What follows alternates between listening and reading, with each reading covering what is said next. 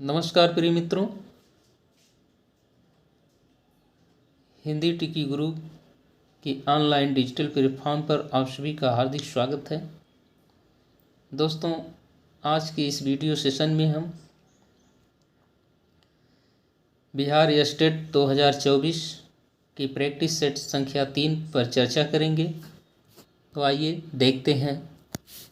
प्रश्न संख्या 1, संविधान में किस धारा के अनुसार संसद का कार्य हिंदी में या अंग्रेजी में किया जाता है?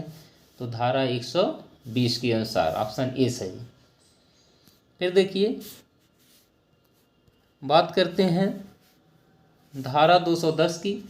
तो 210 में क्या है? विधानमंडल में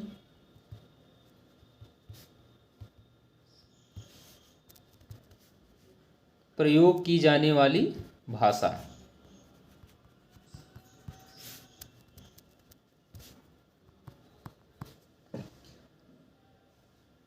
अगला है धारा 343 में क्या है? संघ की राजभाषा।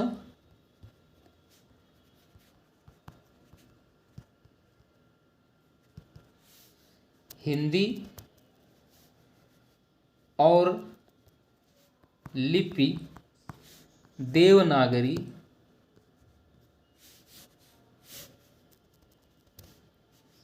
होगी।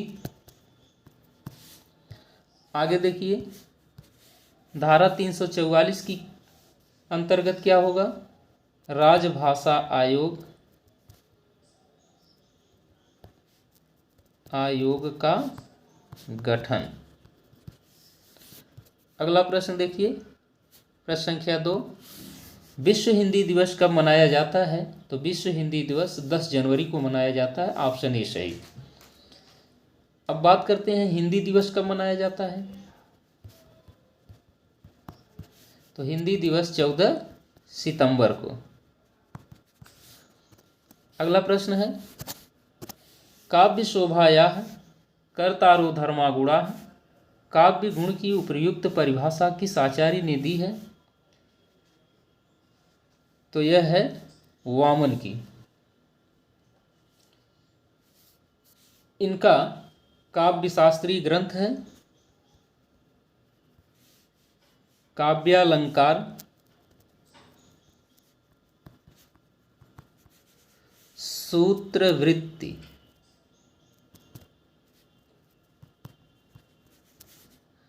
अगला प्रश्न देखिए, बनन में बागन में बगरो बसंत हैं पद्माकर की इस पंक्ति का अर्थ शब्द की किस शक्ति से ग्रहण किया जा सकता है? तो इसमें लक्षणा शब्द शक्ति का प्रयोग किया गया है।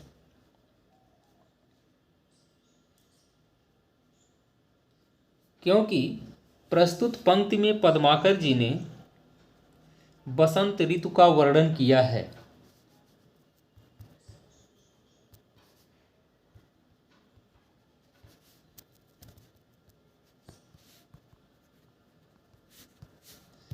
अगला प्रश्न, निम्नलिखित पंक्तियों में कौन सा काव्य गुण है? नील परिधान बीच सुकुमार खिल रहा मृदुल अध खुला अंग खिला हो ज्यों बिजली का फूल मेघ वन बीच गुलाबी रंग। तो इसमें कौन सा गुण है? माधुर्य गुण। अब बात करते हैं माधुर्य गुण की परिभाषा की। तो कानों को प्रिय लगने वाला श्रव्य काव्य माधुर्य काव्य कहलाता है।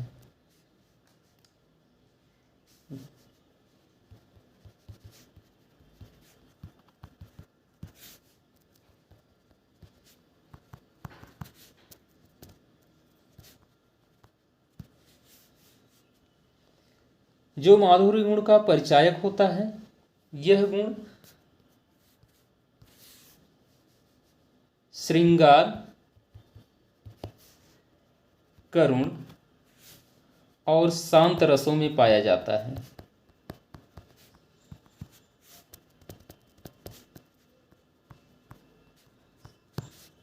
अगला प्रश्न देखिए, प्रश्न संख्या 6, शब्द की शक्तियाँ कितने प्रकार की होती हैं? तो शब्द की शक्तियाँ 3 प्रकार की हैं। अभिधा, लक्षणा और व्यंजना।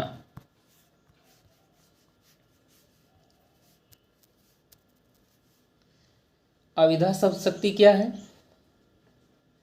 साक्षात सांकेतिक अर्थ को प्रकट करने वाली शब्द शक्ति अभिधा शब्द शक्ति कहलाती है। यह मुख्यार्थ या वाच्यार्थ को प्रकट करता है। लक्षणा शब्द शक्ति क्या है? मुख्यार्थ का बोध होने पर रूढ़ि का प्रयोग के कारण यदि मुख्यार्थ के संबद्ध अन्य अर्थ की प्रतीति हो तो उसे लक्षणा शब्द शक्ति कहेंगे। लेकिन व्यंजना शब्द शक्ति जब किसी शब्द के अभिप्रेत अर्थ का बोध न हो तो मुख्यार्थ से होता है और न ही लक्ष्यार्थ से होता है, अपितु कथन के संदर्भ के अनुसार अलग अलग अर्थ से या व्यंग्यार्थ से प्रकट होता है, तो वहाँ व्यंजना शब्द शक्ति होती है। अगला प्रश्न देखिए, निम्नलिखित में से माधुर्य गुण का उदाहरण नहीं है। ऑप्शन नंबर ए, विनती सुन लो हे भगवान, हम सब बालक हैं नादान। इसमें माधुर्य गुण का लक्षण नहीं है। आगे देखिए, नीचे दिए गए वाक्य में कौन सी शब्द शक्ति है? सूर्य अस्त हो गया, तो इसमें सीधी सी बात है व्यंजना शब्द शक्ति। वाक्य में व्यंजना शब्द शक्ति है। क्यों? क्योंकि सूर्य अस्त हो गया इस वाक्य के सुनने के उपरांत प्रत्येक व्यक्ति इससे भिन्न भिन्न अर्थ ग्रहण कर रहा है। अतः अभिधा व लक्षणा के असमर्थ हो जाने पर जिस शब्द शक्ति के माध्यम से शब्द का अर्थ बोध हो उसे व्यंजना शब्द शक्ति कहते हैं। अब बात करते हैं व्यंजना शब्द शक्ति के भेद। तो व्यंजना शब्द शक्ति के 2 भेद हैं। एक है शाब्दी व्यंजना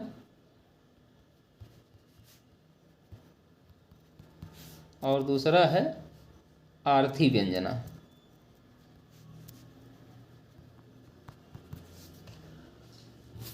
अगला प्रश्न देखिए,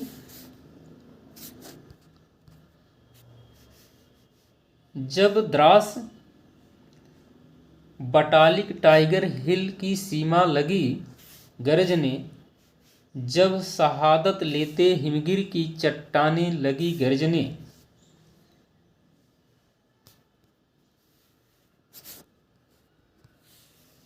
तब जाग उठे हे शेर बबर, पौरुष हुंकार उठा था, मातृभूमि की बलवेदी पर लहू पुकार उठा था। उपर्युक्त पंक्ति में कौन सा काव्य गुण है? तो इसमें हो जाएगा ओज काव्य गुण।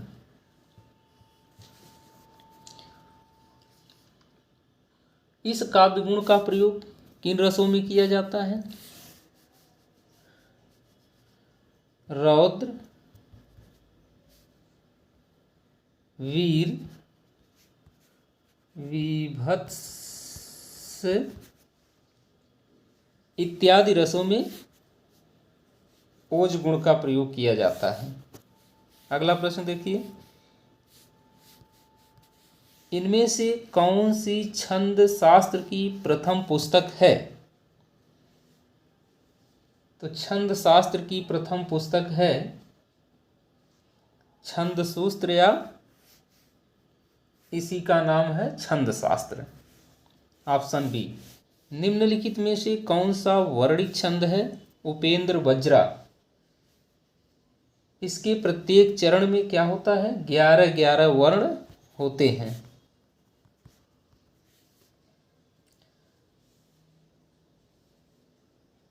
आगे देखिए,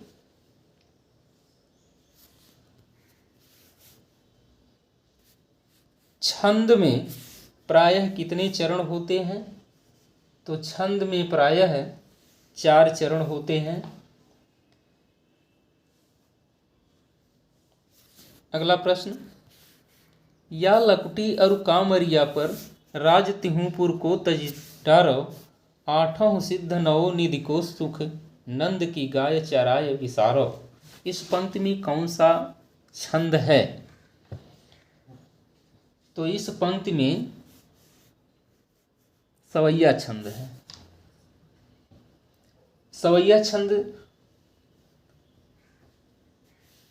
में 22 से 26 वर्ण होते हैं।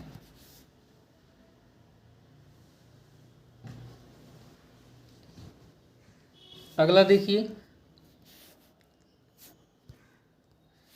रहिए लटपट काट दिन वरु घाम मही में सोए, छाह न बाकी बैठिए जो तरु पतरो होए। काव्य पंक्ति किस छंद में लिखी गई है? तो यह कुंडलिया छंद में है।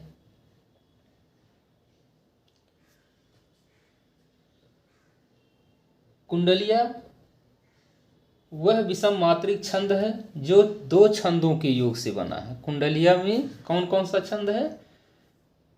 दोहा और रोला, दोहा प्लस रोला मिलकर के कुंडलिया छंद बनता है।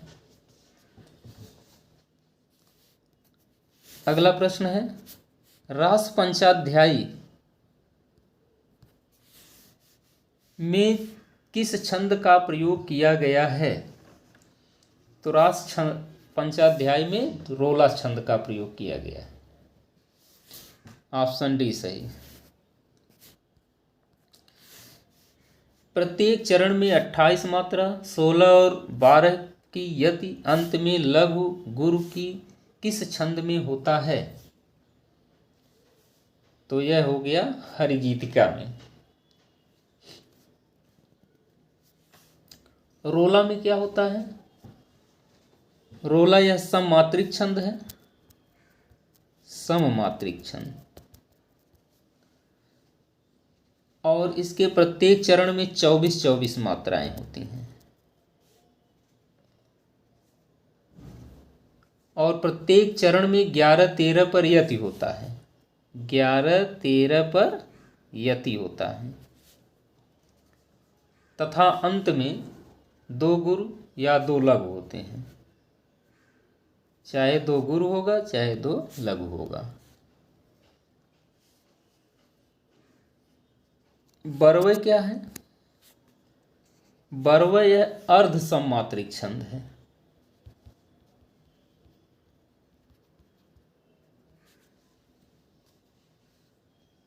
इसके विषम चरणों में माने प्रथम और तृतीय चरण में 12-12 मात्राएं होती हैं तथा सम चरणों में 7-7 मात्राएं होती हैं। आगे देखिए, द्रुत विलंबित छंद का लक्षण है कि इसके प्रत्येक चरण में होते हैं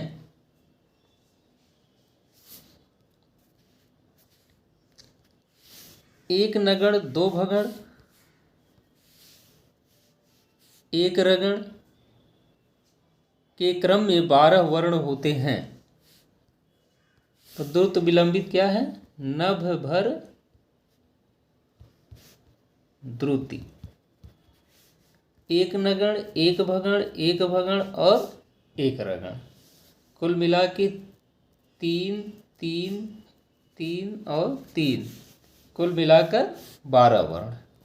आगे चलिए, निम्नलिखित में से श्रृंगार रस की दृष्टि से नायक का कौन सा भेद नहीं है? धीर प्रशांत नायक श्रृंगार रस का नायक नहीं है। अगला प्रश्न देखिए,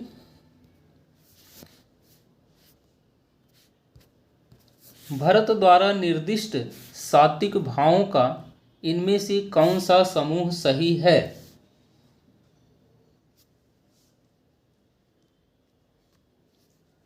तो इसमें से ऑप्शन नंबर सी, वेपथु, वैवण्य, अश्रु, रोमांच और स्तंभ।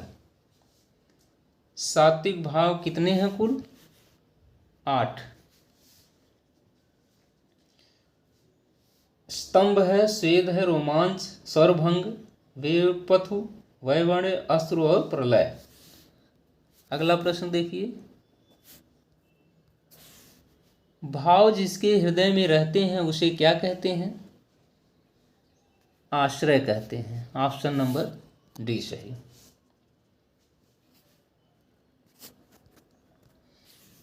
प्रश्न संख्या 21, निस दिन बरसत नैन हमारे, सदा रहत पावस ऋतु हम पर, जब ते श्याम सिधारे। प्रयुक्त पंक्ति में कौन सा रस है? वियोग श्रृंगार रस। श्रृंगार रस के दो भेद, संयोग श्रृंगार और वियोग श्रृंगार। अगला प्रश्न देखिए, रति, हास, शोक, क्रोध, भय आदि भावों की गिनती इनमें से किस भाव के अंतर्गत होती है? तो ये सब हैं अस्थाई भाव। प्रश्न संख्या 23, कबहुँ को हो यही रहनि रहोगे, श्री रघुनाथ कृपाल कृपाते, संत स्वभाव गहओगे। पंक्ति में कौन सा रस है? शांत रस। ऑप्शन डी सही।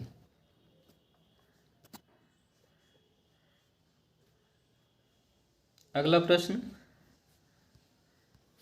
निम्न में से कौन सा सात्विक अनुभाव नहीं है? विषाद सात्विक अनुभाव नहीं है। Option C. सात्विक अनुभाव कुल कितने हैं? 8 हैं। कौन कौन? स्तंभ, स्वेद, स्वरभंग, वेपथु, वैवण्य, अश्रु, रोमांच और प्रलय। अगला प्रश्न देखिए, निम्नलिखित विकल्पों में इच्छावाचक वाक्य का सही विकल्प चुनिए। भगवान करे तुम परीक्षा में अच्छे अंक लाओ।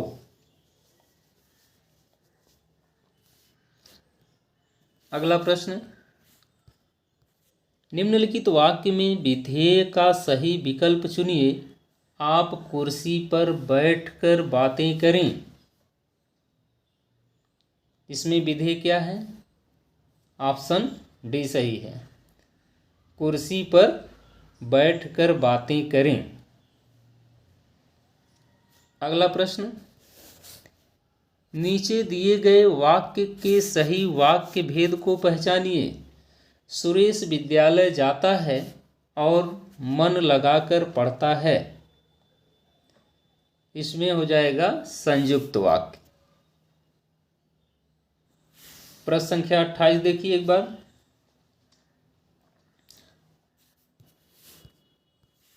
प्रश्न संख्या 28,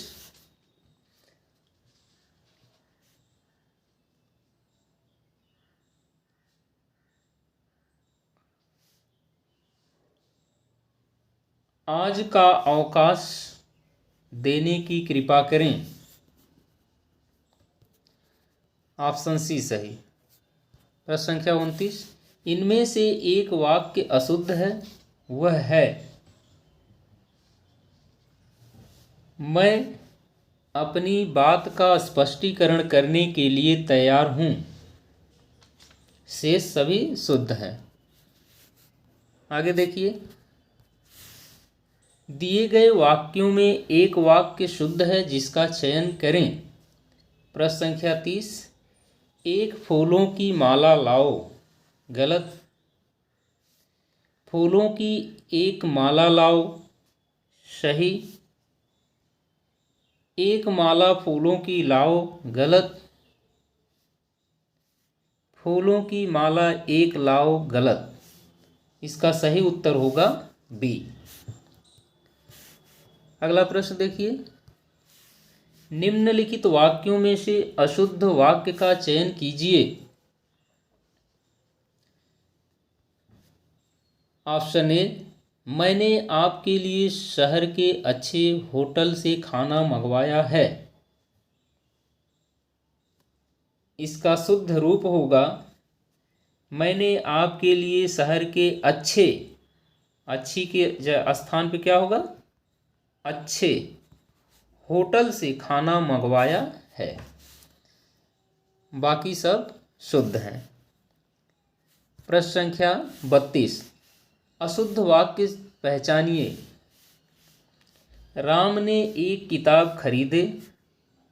गलत। सीता ने खाया। राम ने कहानी सुनी है। मैंने घोड़ा देखा। तो इसका सही उत्तर होगा, राम ने एक किताब खरीदे। यह क्या है, अशुद्ध वाक्य। खरीदे के स्थान पे होगा खरीदी।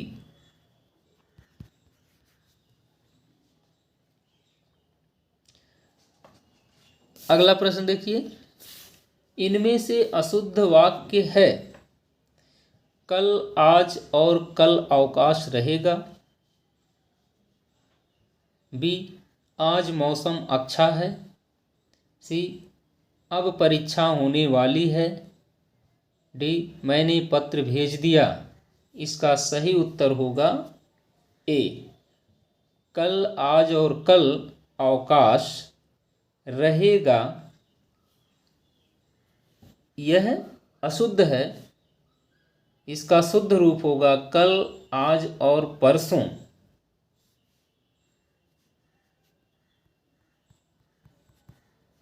अवकाश रहेगा। अगला प्रश्न देखिए, भाई के आते ही वह चला गया। वाक्य प्रकार बताइए।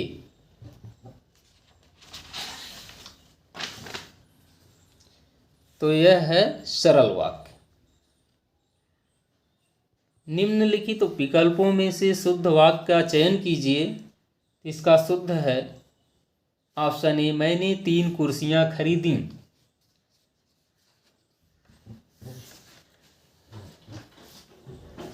अगला, मेरे भाई के शादी के लिए अनेकों प्रस्ताव आए। अनेकों नहीं होगा, अनेक होगा। अब शुद्ध हुआ, दादी का प्राण निकल गया। निकल, बल्कि इसके गया के स्थान पे होगा गए, तब शुद्ध होगा। प्राण बहुवचन शब्द है। आगे देखिए, 4 आदमी के लिए खाना बना दो। आदमी अगर 4 हैं तो बहुवचन में होगा, इसलिए आदमियों होगा।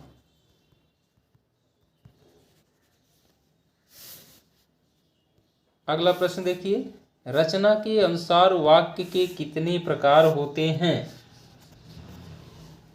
तो रचना के अनुसार वाक्य 3 प्रकार कौन कौन से हैं? सरल वाक्य,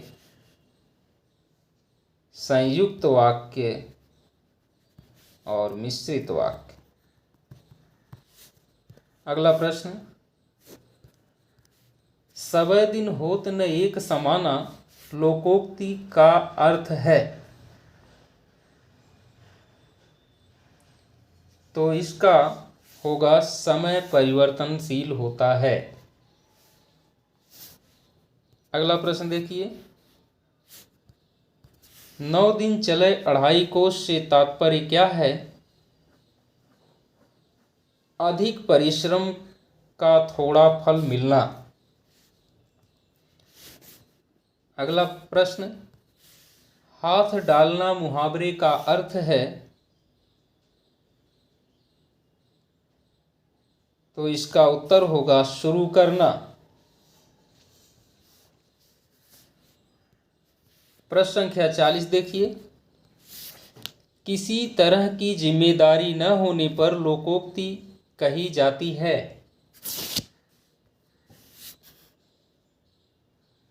आगे नाथ न पीछे पगहा। अगला प्रश्न है, बुरे दिन आना किस मुहावरे का अर्थ प्रतीत होता है? तो यह होगा तालू में दांत जमना।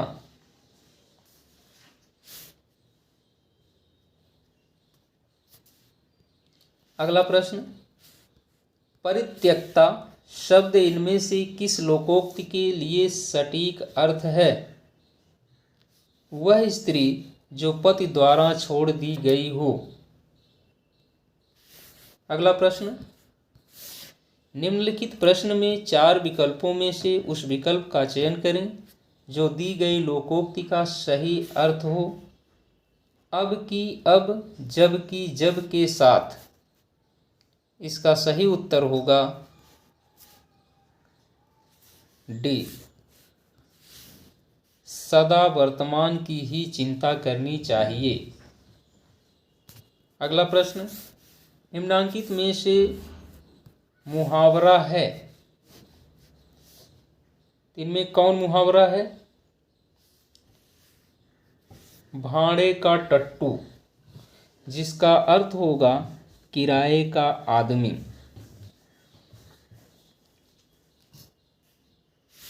सावन हरे न भादो सूखे, इसका क्या अर्थ होगा?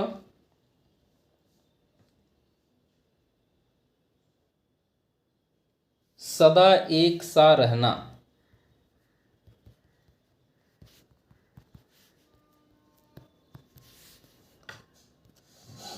एक पंथ दो काज, इसका क्या अर्थ होगा? एक कार्य करते समय दूसरा कार्य भी हो जाना।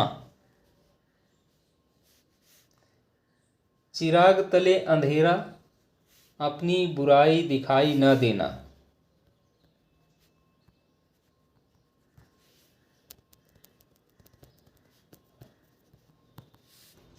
अगला प्रश्न देखिए,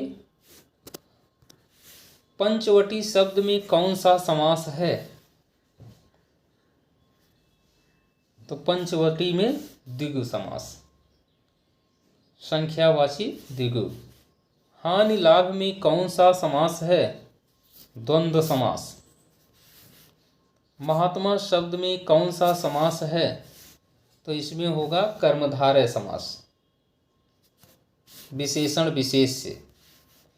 गुणहीन शब्द में कौन सा समास है? गुण से हीन तत्पुरुष समास। यथा संभव में कौन सा समास है? अव्ययी भाव। धर्म बुद्धि में कौन सा समास है? कर्मधारय समास। इसमें विशेषण विशेष या उपमेय उपमान होता है। अगला प्रश्न है, निम्न विकल्पों में से उस विकल्प का चयन कीजिए जो दिए गए समस्त पद के सही बहुव्रीहि समास का विकल्प है। मुरलीधर, मुरली धारण करने वाला। ऑप्शन ए सही। अगला प्रश्न, निम्न में से कौन सा बहुव्रीहि समास का उदाहरण नहीं है? इसमें हो गया राजपुरुष, यह होगा तत्पुरुष समास का उदाहरण।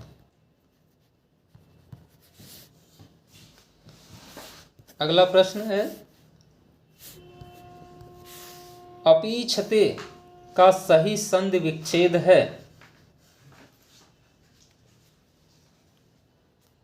तो इसका होगा अपिधन इच्छते। किस संधि में स्वरों का परिवर्तन य र लावा में होता है? तो यण संधि, इको यणचि। इसका सूत्र है इको यणचि। अगला प्रश्न देखिए,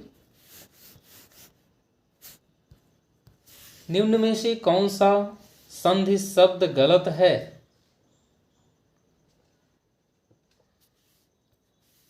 सतमार्ग, इसका सही होगा सन्मार्ग।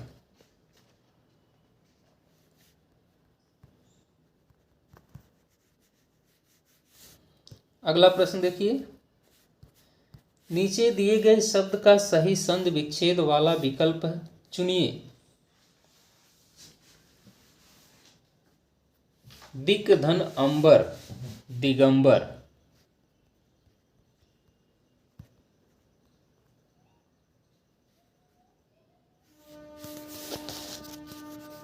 अगला प्रश्न है, नीचे दिए गए शब्दों का सही संधि वाला विकल्प पहचानिए। महाधन उर्मी,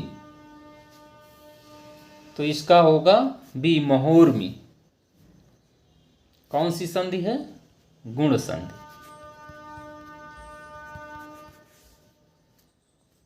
आदें गुण सूत्र। अगला प्रश्न है, मतैक्य में कौन सा संधि है? इसमें हो जाएगा वृद्धि संधि। ऑप्शन बी सही। निम्न में से कौन मात्रिक छंद है? तो इसमें सभी मात्रिक छंद हैं। दोहा, चौपाई, रोला, ये सभी क्या हैं? मात्रिक छंद हैं। अगला प्रश्न देखिए, इनमें से कौन सी छंद शास्त्र की प्रथम पुस्तक है?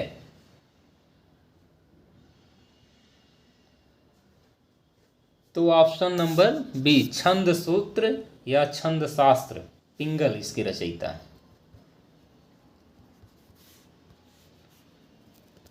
छंद शास्त्र इसी कहते हैं पिंगल शास्त्र।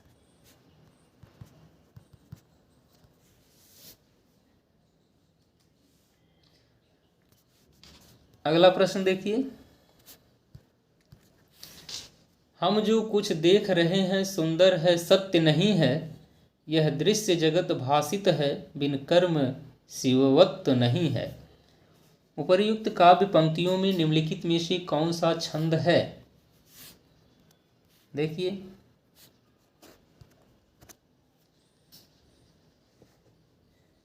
ऑप्शन नंबर ए सही।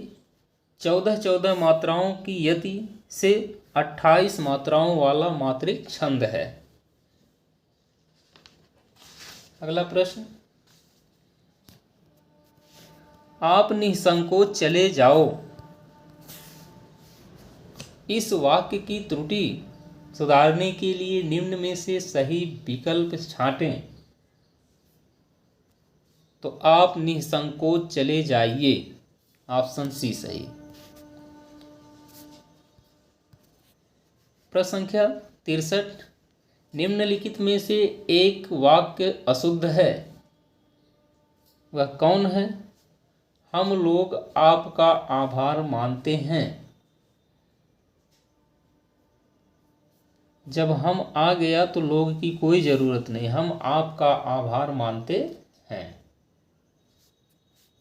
अगला प्रश्न, उद्देश्य में कर्ता के साथ और क्या होता है? ऑप्शन नंबर ए सही, कर्ता के साथ विस्तार।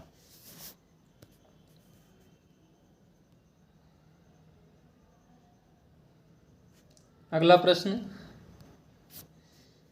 निम्नलिखित वाक्य का प्रकार क्या है? आशीष तुम अपनी पढ़ाई करो। इसमें हो जाएगा आज्ञावाचक। अगला प्रश्न है, बादल घिर आए और बारिश होने लगी, रचना की दृष्टि से वाक्य है? संयुक्त वाक्य। अगला प्रश्न, समास के पदों को अलग करने को क्या कहा जाता है? विग्रह। अगला प्रश्न है, निम्नलिखित में से किस समास में दोनों घटकों की प्रधानता होती है? द्वंद्व समास।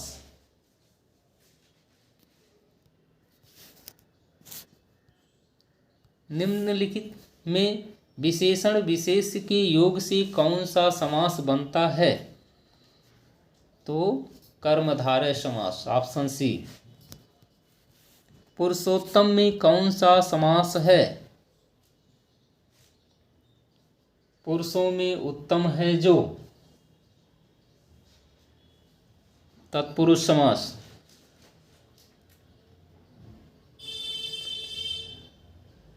अनुरूप में कौन सा समास है?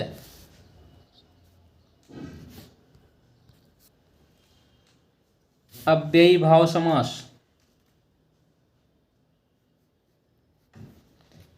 सद्धर्म का सही संधि विच्छेद है सतधन धर्म, ऑप्शन डी। व्यवहार का सही संधि विच्छेद है व्यवहार, ऑप्शन ए।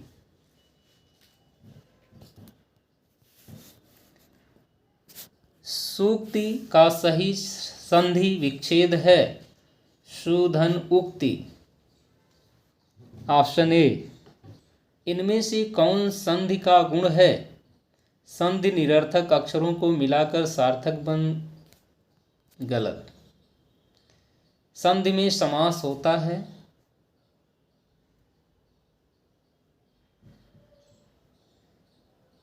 गलत।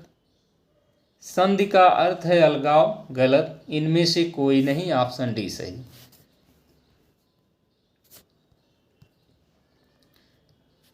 निम्न वाक्यांश के लिए उचित एक शब्द चुनिए।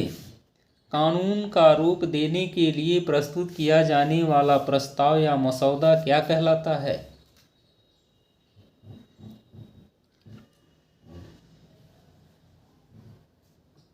विधेयक। किसी वस्तु को व्यवहार में लाना, इसका आशय किस शब्द से है? उपयोग। विजातीय शब्द को चुनकर लिखिए। इसमें विजातीय है भात।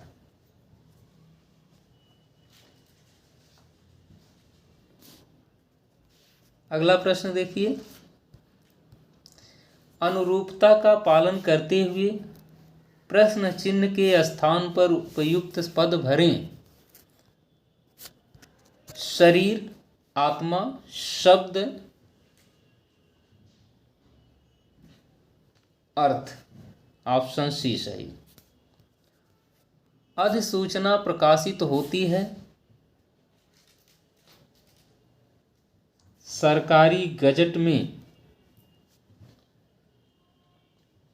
अधिसूचना को अंग्रेजी में कहते हैं नोटिफिकेशन।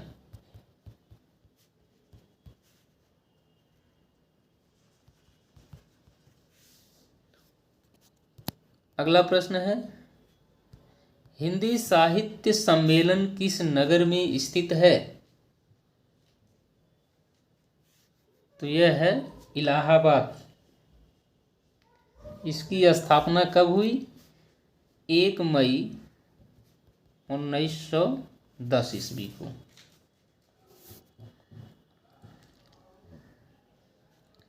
अगला प्रश्न है, निम्नलिखित में से महिषुर शब्द का अर्थ है?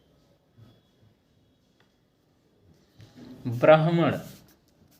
अधिसूचना का अंग्रेजी है नोटिफिकेशन। जो भाव मन में केवल अल्पकाल तक संचरण करके चले जाते हैं उन्हें क्या कहते हैं? ये हैं संचारी भाव, ऑप्शन ए। निम्न में से भाववाच्य का उदाहरण है? धूप में चला नहीं जाता। Option D. प्रश्न संख्या 86 देखिए, राम से पत्र लिखे गए किस वाक्य का उदाहरण है? तो यह हो जाएगा कर्मवाच्य। अगला प्रश्न है, निम्नलिखित में से कर्तृवाच्य का वाक्य बताइए।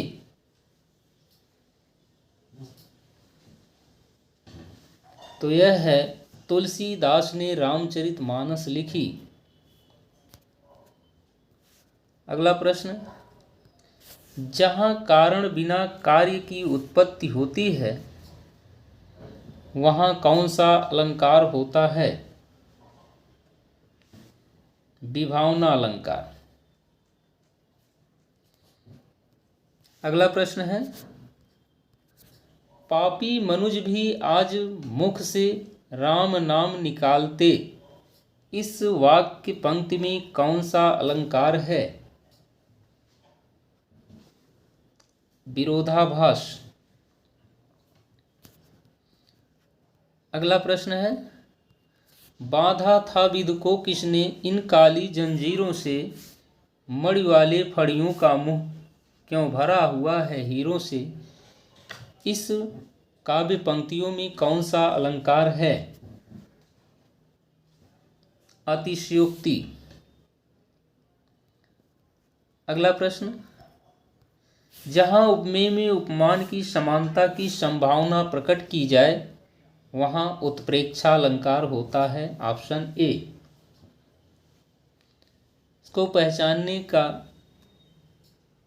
नियम है, इसमें जन जानो मन मानो जनो मनो इत्यादि शब्द आते हैं।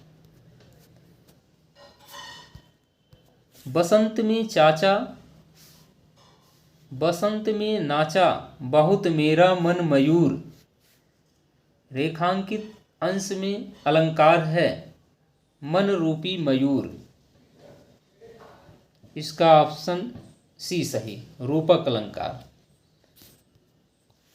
बीती विभावरी जागरी, अंबर पनघट में डुबो रही, तारा घट उषा नागरी में कौन सा अलंकार है? रूपक अलंकार। उपमा अलंकार में उप का अर्थ क्या है?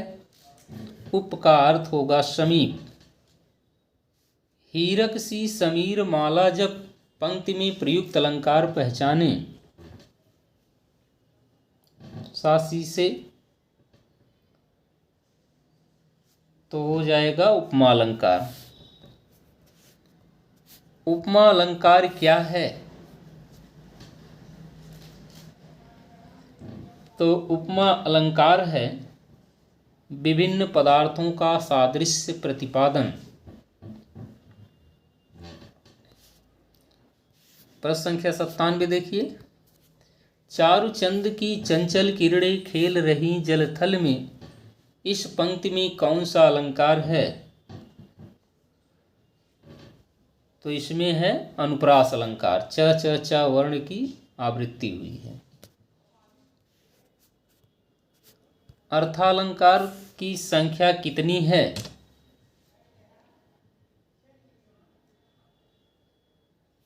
तो अर्थालंकार की संख्या 45 है। अगला प्रश्न देखिए, अलंकार का शाब्दिक अर्थ क्या है? तो इसका शाब्दिक अर्थ आभूषण है। संक्षेपण में भाषा कैसी नहीं होनी चाहिए? तो संक्षेपण में भाषा कठिन नहीं होनी चाहिए। दोस्तों, इस प्रकार यदि वीडियो पसंद आई है तो वीडियो को लाइक, शेयर और चैनल को सब्सक्राइब करें। धन्यवाद।